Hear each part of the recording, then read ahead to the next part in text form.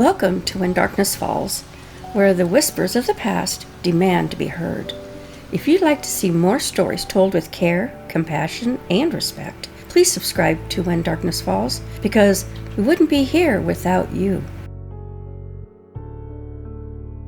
Tonight we're stepping back into the early 1970s, into a Southern California community that believed the neighborhood was safe, where children played freely in the streets, and where Thanksgiving Day should have been a moment of joy and gratitude, but instead it became a day of loss, the day 11-year-old Terri Lynn Hollis went out for a bike ride and never came home.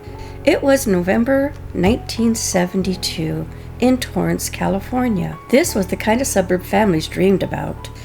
Tree-lined streets, modest homes, neighborhoods who waved at each other on their way to work and on their way home, and whose kids rode bikes down to the park without a second thought. Southern California early 70s carried with it a sense of shining and freedom.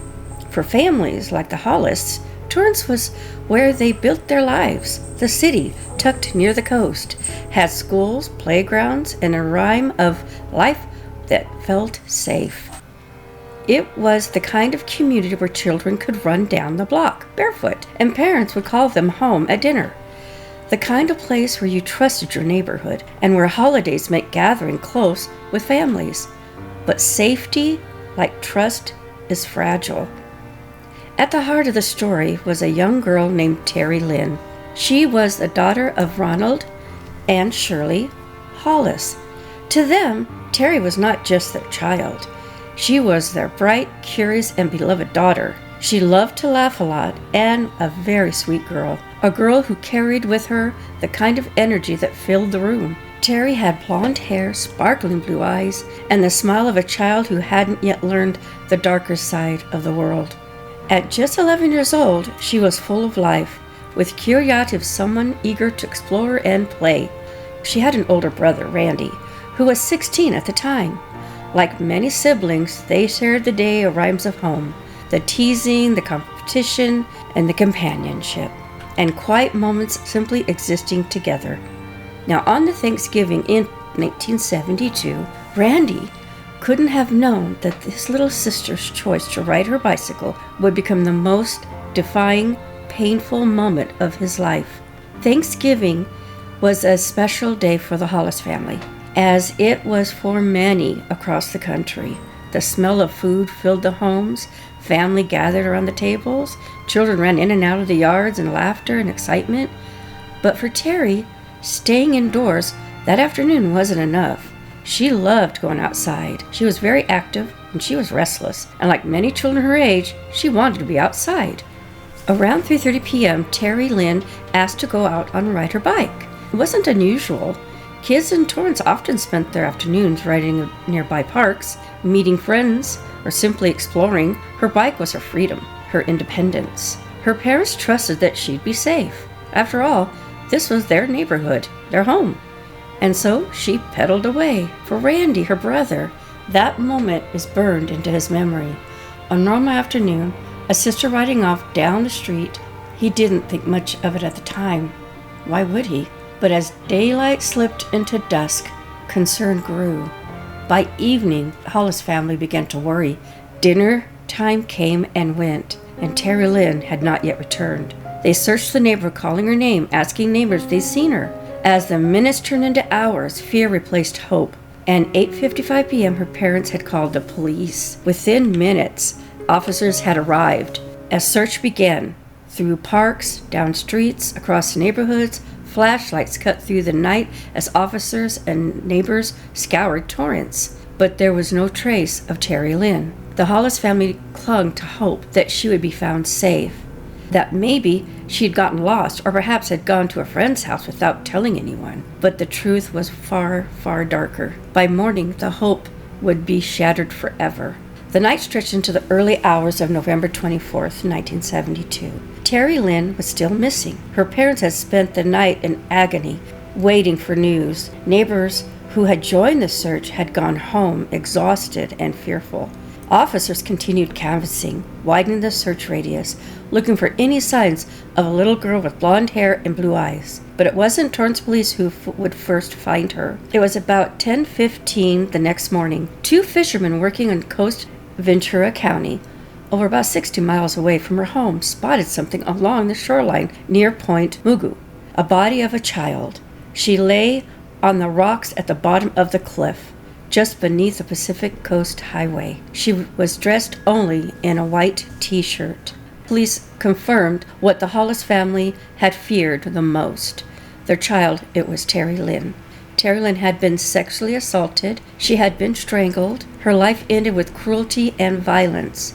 And the end, she had been discarded, left along a rocky shoreline as though she were nothing more than refuge. For her family, it was a nightmare beyond words. For Torrance community, it was a shattering blow to their sense of safety. This was not just a tragic death of a little girl. It was a violent intrusion of evil into the place where children were supposed to be free. In the immediate aftermath, police scrambled. Detective Jim Wallace knocked on doors, questioning anyone who might have seen Terri Lynn that day. Detective Jim Wallace wasn't just an investigator. He was a father, and at the time, he had children of his own, including a young son who shared his same name, Jim Wallace Jr. So when he stood on the shoreline looking down at the waves where Terri Lynn Hollis had been found, this case hit differently. It wasn't just another file in the stack. It was personal. From that day forward, Wallace made it his mission to find the person responsible, no matter how long it took. But sadly, he wouldn't be the one that actually solved it. Neighbors recalled seeing her riding her bike. One even claimed to have seen her with a man. Police released information suggesting she had been seen around Walteria Park, about 2 miles from her home. But as tips came in, investigators faced confusion. The neighborhoods reported a man riding a bike with Terri Lynn. Later turned out to be false. It was simply a boy on a bike, riding alongside a girl who wasn't Terri Lynn at all. This red herring set investigators back precious time. By February 1974, more than a year after Terry's murder, police thought they had finally found a suspect. A man named Ronald Paul Kozak, 29 years old, was arrested on charges of child molestation involving another victim. He had a disturbing history. The police questioned him about Terri Lynn's case. For a brief time, it seemed that Hollis' family might finally see justice. Kozak was charged with her murder, but 2 months later, those charges were dropped. There were no evidence connecting him to Terri Lynn. Then the case once again fell back into uncertainty. For the families of Torrance, the world had shifted. Parents once let their children play freely, now imposed strict rules. Children were escorted to school. A buddy system was enforced. Neighborhood watch programs sprang up as parents, including Terri Lynn's own father, tried to protect their communities from the predator who had stolen Terri. Fear lingered, whispers spread. People wanted answers, but there were none. Detective Jim Wallace had conducted more than 2,000 interviews. He had followed over every lead, knocking on every door, investigating every known sex offender in the area, and still, the killer's identity remained a mystery. For the Hollis family, grief hardened into unbearable weight of not knowing. For Randy, who was only 16 when Terri was taken, life would forever be divided into two parts, before that day and then after.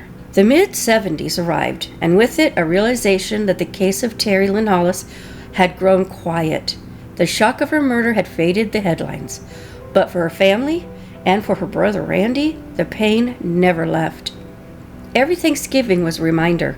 While other families gathered around the tables to give thanks, the Hollis sat with absence that would never be filled. And every November 23rd, Randy remembered the moment his sister rode away on her bike, a moment that was so ordinary, yet it became the last image he would ever see her alive again. The Hollis family did what so many families of victims are faced to do. They carried on, even when the weight of the grief was unbearable. Terri Lynn's father, Ronald, poured his energy into community safety. He joined the support neighborhood watch programs, hoping to protect other children in ways he hadn't been able to protect his own daughter. Her mother, Shirley, lived with the ache of absence. Like so many mothers of children lost to violence, she carried the silent burden of unanswered questions. Was she afraid? Did she suffer? Could I have done anything different? And Randy grew from a boy into a man under the shadow of that day. For decades, he carried the kind of weight that never really leaves you. Survivor's guilt. He replayed in his mind, wondering if he could have stopped her from leaving, if he should have gone with her, if somehow he could have saved her. And then there's the image he could never escape. His mother, Shirley, collapsing at the funeral. They did have an open casket, but she tried to be strong. But the moment she saw her little girl lying there, something inside her broke. The pain never left the family. It just changed the shape over years. For detectives, Terri Lynn's case remained open. The files didn't gather dust. Not entirely. Periodically, investigators over the years revisited it, hoping fresh eyes or new technology could make a difference. Then over the years, police followed up on the tips, re-interviewed witnesses, rechecked evidence. But every lead ended the same way, nowhere. The question of who killed Terri Lynn Hollis hung unanswered for decades. By the late 1990s and early 2000s, forensic science had begun to change. DNA technology was transforming criminal investigators. And then here's where fate steps in. Decades later, the detective who reopened the Terri Lynn Hollis case wasn't a stranger to it. It was Detective Jim Wallace Jr., the son of the very man who had first investigated Terri's murder all those years ago. One afternoon, while reviewing a stack of old Unsolved files, Jim Jr. stumbled across a cold case box, and the name on it stopped him cold. It was Terri Lynn Hollis. He remembered. Inside were the faded photos, weathered reports, a note in a handwritten he knew by heart. It was his father's. In that moment, the past and the present collided. A son carrying his father's unfinished mission to finally bring justice to a little girl whose story had haunted their family for nearly a half a century. Evidence collected from Terri Lynn's body back in 1972, carefully preserved by Detective Jim Wallace, was sent for testing. In the early 2000s, a DNA profile was finally developed. Detective Jim Wallace Jr. submitted it to CODIS, the FBI's DNA index system, which was designed to link DNA from crime scenes to known offenders. It was a moment of hope. Maybe after decades, the database would reveal her killer, but the search returned nothing, no match. The DNA was entered again years later in 2015, looking for close relatives who might be in the system. Again, nothing. The silence was deafening. As the years passed, the Hollis family began to lose not only hope, but members of their family. Both Ronald and Shirley died without ever knowing who had taken their daughter's life. They went to their graves with unanswered questions, with the weight of never knowing who did it and having seen justice. Only Randy remained, carrying their grief alongside his own. For him, every Thanksgiving became sacred, a time not of joy, but of remembrance. He would step aside alone and take a private moment to think about his sister, her smile of a life she never got to live. The case had begun in 1972, seemed destined to remain unsolved, but time was quietly working in the background. Science was catching up, and the technology that would one day identify Terri Lynn's killer was already on the horizon.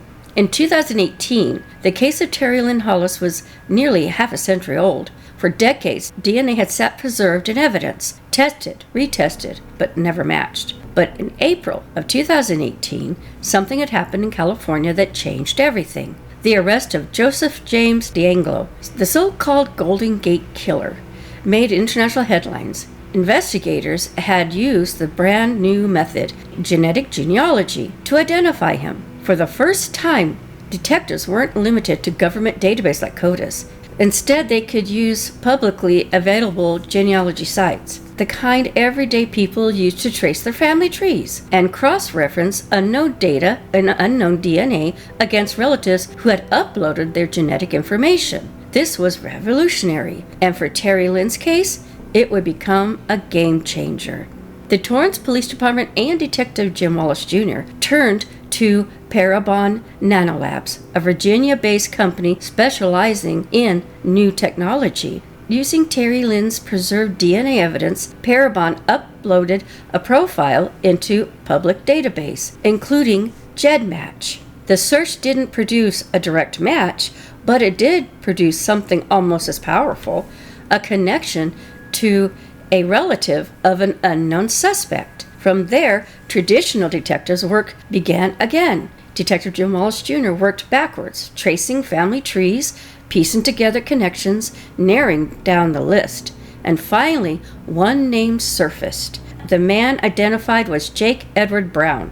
Born in 1936, Brown had lived a troubled, transient life. He used aliases, including the name Thomas Tracy Burham. He had multiple addresses, most often, and had a history with the law. And disturbingly, his record showed crimes that fit the pattern. Just 6 months after Terri Lynn's murder, he was arrested in Los Angeles for the rape of a minor. Then, in 1974, he was arrested again in Alameda County for another rape. Brown's name had never come up in the original investigation. He was not a known figure in the Hollis family, but his DNA left no doubt he was the man responsible for the abduction, assault, and the murder of the 11-year-old Terri Lynn. There was just one problem, though. By the time Detective Jim Wallace Jr. uncovered his name, Jake Edward Brown was already gone. He had died in 2003 in Arizona, reportedly homeless or a transit at the time. But Detective Jim Wallace Jr. needed to be sure, absolutely sure. The suspicion wasn't enough. They wanted irrefutable proof, so they did something bold. They exhumed his body. Bone fragments were collected. The goal was clear. Compare the DNA from his bones with the DNA collected from Terri Lynn's body in 1972. Simple, right? But science, even in its advancements, isn't always perfect. When Detective Wallace Jr. reopened the case, he and his team first tried standard DNA extraction methods, but those early attempts had failed. The samples were too degraded over time, and the initial labs couldn't retrieve a full profile on them. Instead of closing the case again, Detective Jim Wallace Jr. persisted. They sent the evidence to DNA Labs Internationally, a highly specialized facility in Deerfield Beach, Florida, known for successfully extracting DNA from severely compromised samples, cases involving age, environmental damage, or mixed evidence. That's where science finally succeeded in pulling a viable genetic profile. The key was later used by Parabon Nanolabs, the genetic genealogy search that identified Jake Edward Brown in the first place. The DNA profile came back with staggering certainty. The match between Brown's DNA and the evidence collected from Terri Lynn was 1 in 21 septillion. In human terms, absolutely.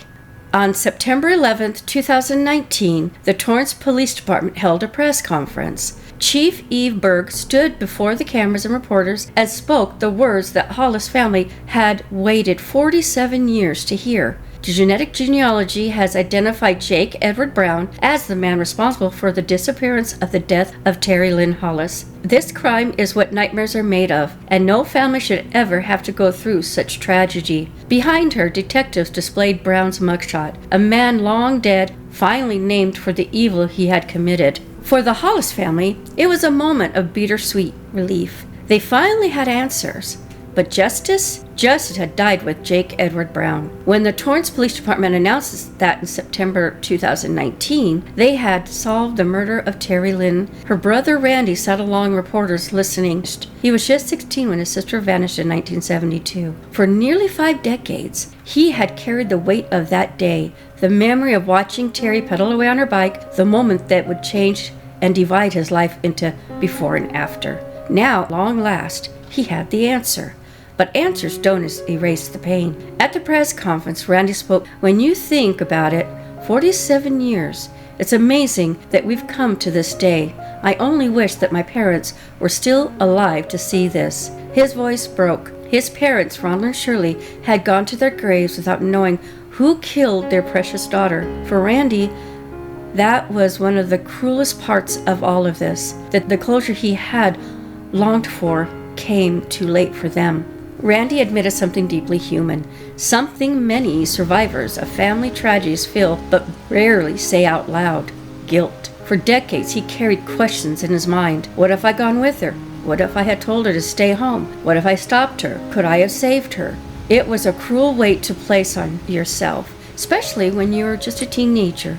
But survivor's guilt doesn't care about logic or age. It lingers, it festers, it whispers that maybe, somehow, you could have changed the outcome. Knowing Jake Edward Brown's name didn't erase those feelings, but Randy said it did something more important. It took away doubt. No more wondering if it was a neighbor, a family acquaintance, somebody they knew. No more second guessing every face from the past. He could finally put a name, a face, and a record to that monster who had taken Terri Lynn's life. Every Thanksgiving after 1972 was different for the Hollis family. While the world celebrated gratitude, the Hollis remembered loss. Every Thanksgiving, Randy sets aside a few minutes. No matter where he is, no matter who he's with, he finds a moment to step away, to be alone with the memory of his sister. On Thanksgiving Day, he once said, "I always allow a private moment to remember Terri, a quiet remembrance for my sister who never got to grow up, whose story became part of every Thanksgiving since 1972. It became a ritual, a silent promise to never let her fade into the past. Years after years, decades after decades, it's important to remember that Randy was still a child himself when this happened. He was thrust into grief before he had even matured fully to process it. Imagine being 16 years old, already caught between adolescence and adulthood, and then losing your little sister to an act of violence that shook the entire community. That kind of trauma doesn't just scar, it shapes. It influences the way you see the world, the way you trust, the way you grieve. And yet Randy showed resilience that speaks volumes at the press conference. He thanked the detectives who worked his sister's case all those years. Some of them weren't even alive when Terri Lynn was killed, but they treated her case as though it were their own sister. And for Randy, that mattered, and he was grateful. The word closure gets used often when cold cases are solved, but for a family like Hollis's and many more, closures doesn't mean the end of grief.